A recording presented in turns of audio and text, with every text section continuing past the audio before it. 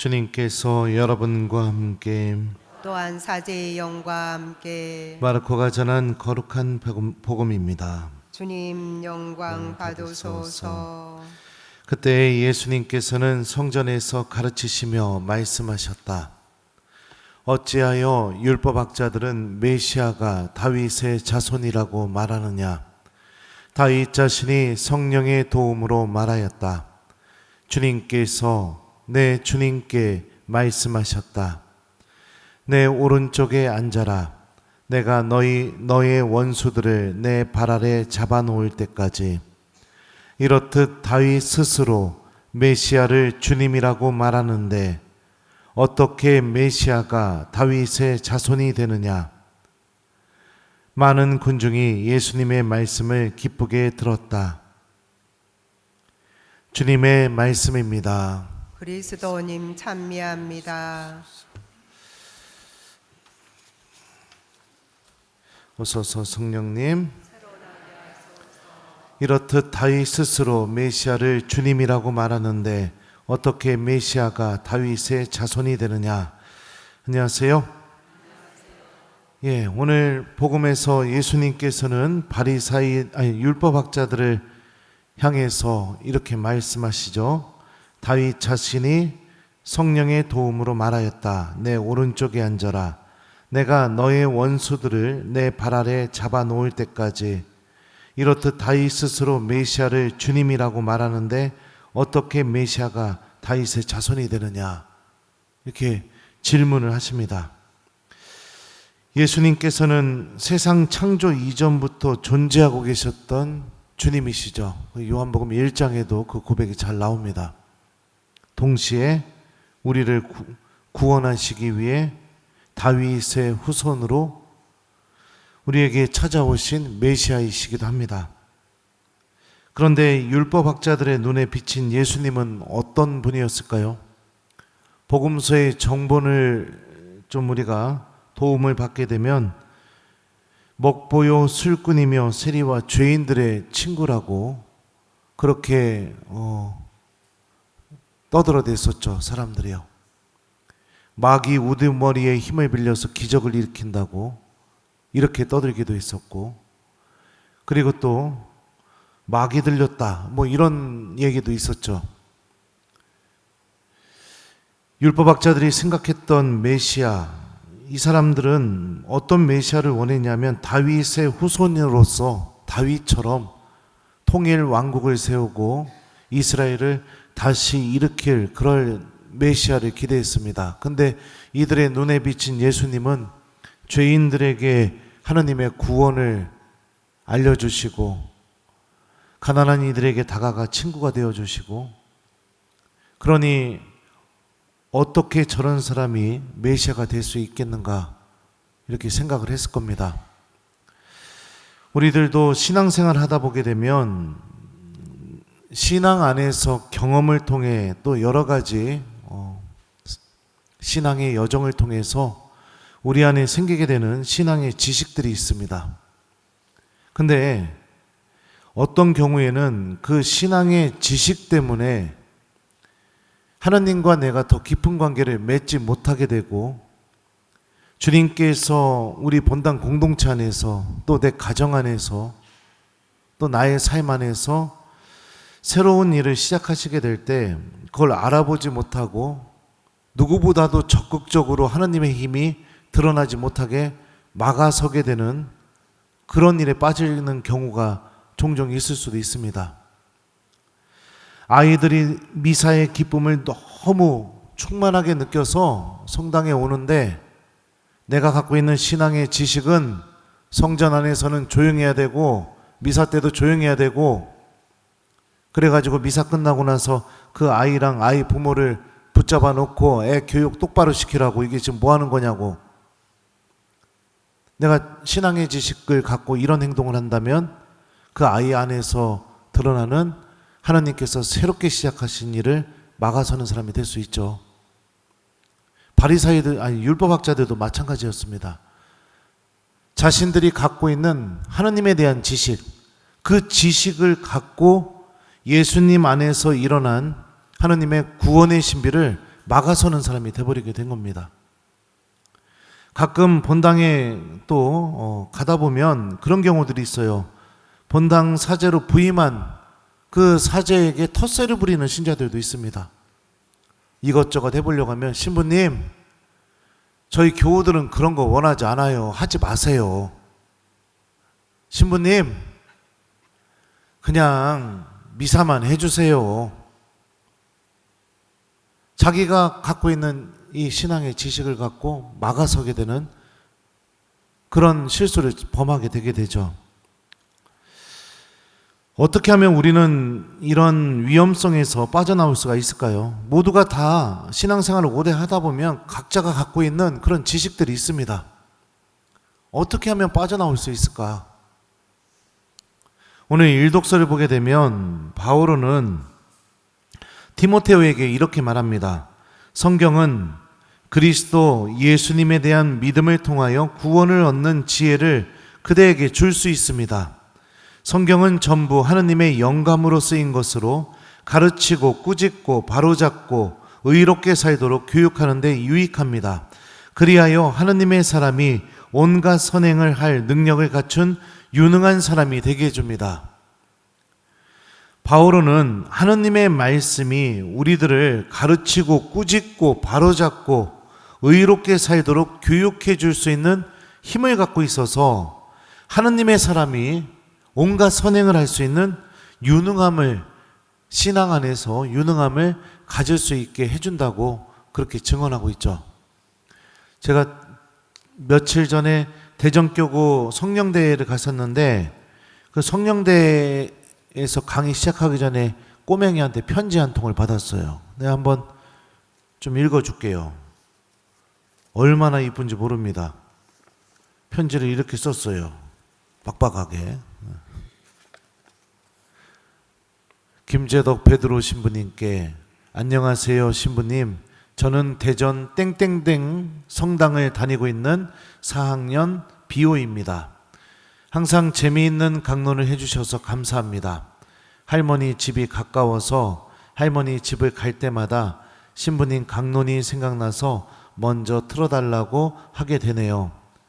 제가 삼형제여서 할머니가 제가 둘째인데 형하고 동생하고 저는 유아 세례를 받고 세례명을 갖게 되었습니다. 형은 프란치스코이고요. 저는 비오이고 동생은 사도 요한이에요. 사도 요한이란 세례명을 갖게 되었어요. 신부님 강론을 들으면서 예수님을 더 알고 살아계신 하느님을 더욱더 새로운 점을 알고 싶어서 꾸준히 묵주기도 5단과 성경 한 장에 등등 기도를 할머니와 같이 하고 제가 3년 전인 한 8살부터 할머니가 같이 기도를 해보자고 해서 3년 동안 쭉 기도를 하고 있어요. 신부님, 제가 기도할 때 더욱더 기도문의 가치와 생명을 느끼도록 노력해 볼게요. 신부님, 항상 재미있는 강론과 재미있게 해주셔서 감사합니다. 강론하실 때 힘내세요. 너는 내 안에 머물러라. 그리스도 예수님께서 지니셨던 바로 그 마음을 여러분 안에 간직하십시오. 필립 뭐라고 썼는지 모르겠죠. 대전 땡땡땡 성당을 다니는 비오 올림 이렇게 편지를 받았어요. 이뻐 죽겠습니다. 아주 하느님 말씀을 계속 들으니 기도하고 싶은 마음이 들고, 그죠? 그냥 기도만 하는 게 아니라 기도문의 의미와 가치, 그 안에 담겨 있는 뜻을 알고 싶다고 이렇게 저에게 편지를 썼는데, 이게 말씀이 한 사람 안에서 일으키는 놀라운 힘입니다. 우리들도 율법학자들처럼 실수를 저지를 수도 있습니다. 성당 오래 다녔다는 그 경험에서 얻어진 지식, 내가 신앙생활을 많이 했다는 그 경험에서 얻어지는 지식, 그 지식 때문에 누구보다도 하느님께 돌아가지 않고 누구보다도 회개하지 않고 누구보다도 변화되지 않고 누구보다도 하느님 뜻에 맞서는 사람이 될 수가 있습니다. 주님의 말씀을 하루하루 듣고 그 말씀 안에서 그 말씀이 증언하고 있는 하느님을 만나는 삶이 반드시 필요합니다. 그러지 않으면 각 본당의 아주 고인물, 각 본당의 터줏대감, 어떤 사제가 와도 그 사람은 변화되지 않는, 그러면서 끊임없이 나랑 친한 사람들을 모아가지고 사제에게도 상처 주고 다른 교우들에게도 상처 주고 본당이 새롭게 변화가 되는데 가장 방해되는 사람, 그렇게 될 수도 있다는 겁니다. 많은 교우들이 신앙생활을 하면서 율법학자들처럼 갖고 있는 지식들이 있습니다. 우리는 그런 지식만을 쫓는 사람이 되지 말고 바오로 사도가 우리에게 이야기해 주는 것처럼 하느님 말씀 안에서 주님의 말씀이 나를 꾸짖고 나를 바로잡고 나를 회개시키고 나를 변화시키는 그 은총의 삶으로 나아갈 수 있도록 하느님의 말씀을 사랑해야겠죠. 또 우리가 생각을 해보게 되면 율법학자들은 하느님의 말씀에 대해서 누구보다 해박한 지식을 갖고 있었던 사람들입니다. 근데 주님의 말씀에 대한 해박한 지식, 그걸 갖고 있음에도 불구하고 오늘 이 독서에서 바오로가 이야기하는 하느님 말씀이 한 사람 안에서 일으키는 힘이 율법학자들 내면 안에서는 하나도 일어나지 않았습니다. 왜 이런 일이 벌어지게 될까요? 하느님의 말씀을 마치 수학 공식 대하듯이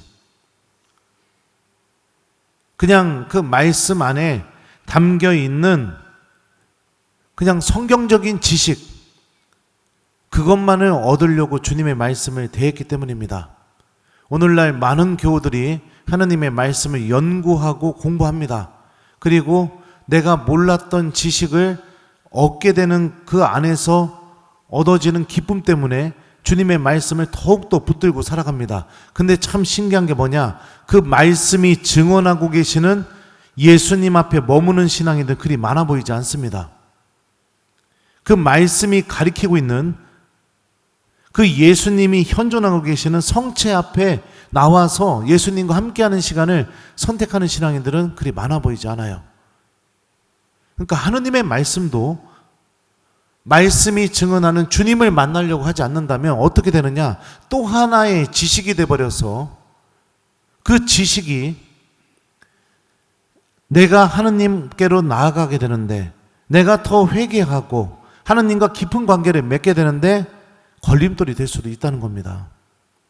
그 지식으로 다른 이들을 하느님께 못 가게 막아서게 하고 다른 이들을 죄짓게 만들고, 그렇죠. 그거 그런 뜻 아니야. 이런 뜻이야. 내가 공부했는데 이런 뜻이야. 이렇게 얘기하면서, 물론 그 뜻이라 하더라도 중요한 건 뭐냐? 다른 이들이 그 말씀을 통해서 하느님과 깊은 관계를 맺게 되는데 방해되는 사람이 될 수도 있다는 겁니다. 그러니 우리가 또 두 번째로 생각해야 될 게 뭐냐면, 하느님의 말씀을 통해 그 말씀이 증언하고 있는 주님과 만남의 시간을 꼭 갖는 신앙생활이 필요하다는 것이죠. 그렇게 될 때 주님의 말씀은 우리 안에서 힘을 드러내서 우리를 변화시키고 회개시키고, 그리고 우리가 구원을 얻게 되는데 필요한 열매들을 반드시 맺어내게 될 겁니다. 여러분들은 신앙생활을 굉장히 오랫동안 하셨죠. 한번 곰곰이 생각해 보십시오. 매일 듣게 되는 성경 말씀이 여러분들 삶 안에서 무엇을 바꿔놨는지, 무엇을 변화시키고 있는지, 또 여러분들의 삶 안에서 어떤 것을 버리게 만들었고 또 내가 어떤 것을 얻게 만들었는지. 아무것도 없다면 이건 말씀을 굉장히 잘못되어 있는 겁니다. 자, 그래서 오늘 독서와 복음이 우리에게 알려주는 이 메시지, 신앙의 지식, 또 말씀에 대한 지식, 우리가 이것만을 붙들고 이게 전부인 것처럼 생각하고 그 안에서 안주하면서 살아가서는 안 되겠죠. 오늘 하루, 오늘은 하느님 말씀이 가리키고 있는 그 하느님과 내가 진실한 만남이 일어날 수 있도록, 그래서 그 말씀이 나를 꾸짖고 바로잡고 의롭게 만들어주고 회개의 열매를 맺을 수 있도록 기도 안에서 말씀이 고백하고 있는 그 하느님을 우리가 만나는 하루를 보낸다면 오늘 선포된 독서와 복음 말씀이 여러분들 안에서 구원의 열매를 맺어낼 수 있을 겁니다. 그래서 오늘 숙제는 뭐냐? 여러분들 시간이 되시면 성체조배를 좀 해봤으면 좋겠고, 좀 어렵다 하시는 분은 오늘 주무시기 전에 꼭 기도 시간을 마련해서 묵주기도든 저녁기도든 십자고상 앞에 앉아서 말씀이 증언하고 있는 구세주 예수님을 꼭 만나는 시간을 가져보기, 이거를 숙제로 드립니다. 우리는 신앙의 경험을 통해서 얻은 지식, 또 성경을 연구해서 얻은 지식, 그 안에만 갇혀 있으면 안 되고 그 신앙이 증언하고 있는 하느님, 그 성경이 증언하고 있는 하느님을 만나는 시간을 우리가 선택하는 것이 중요하니까 오늘 하루 그렇게 지내봤으면 좋겠어요. 이렇듯 다윗 스스로 메시아를 주님이라고 말하는데 어떻게 메시아가 다윗의 자손이 되느냐? 아멘.